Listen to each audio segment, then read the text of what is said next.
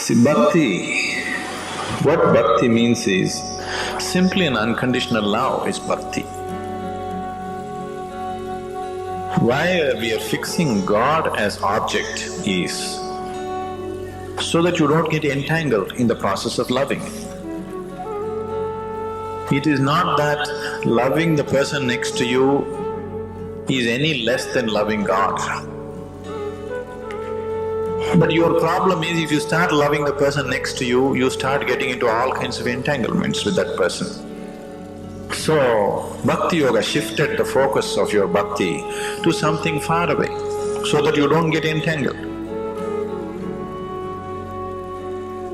So whether the bhakti is for people around you, world around you, or for a single person around you, or for your guru, or for your God, that is not the point.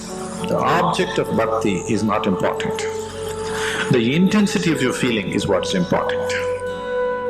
With how much intensity can you feel? Bhakti means devotion, which means to dissolve. So, the path of devotion is the path of dissolution. Whatever you feel you can dissolve in, it is towards that you must have bhakti. Now suppose you have deep love for a person next to you, very few people are capable of giving themselves up for somebody else. They find somebody else because they want to have a life of their own. Yes? So this kind of love affair will not lead to too much well-being, it will only lead to entanglement.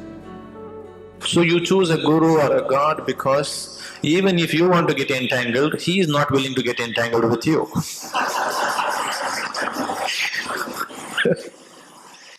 It is a safe love affair because even if you make attempts to get entangled, he will not get entangled with you. So, shifting our focus to guru or god is just this, that it is a very safe love affair. You can feel with all your intensity, but still he will not allow it to be entangled, okay? Otherwise, whether you love your dog or your God, it is not different. It is the intensity of your feeling which is important. What you love is not the point at all. Now, for you to bring great intensity in your feeling, you need an object that you look up to. Something that you look up to as higher than yourself. Only then you can bring that kind of intensity in you. At the same time, if it becomes too high, then there will be no love, only reverence. So generally, a guru plays a role where at one time he's high up there, another time he's just like you, so you're always confused with him. You don't know whether to make a man out of him or a god out of him, you know. So this is a good combination because now you can love him as a man, at the same time you can look up to him. So there is really no struggle in this, it's good if that's how you feel.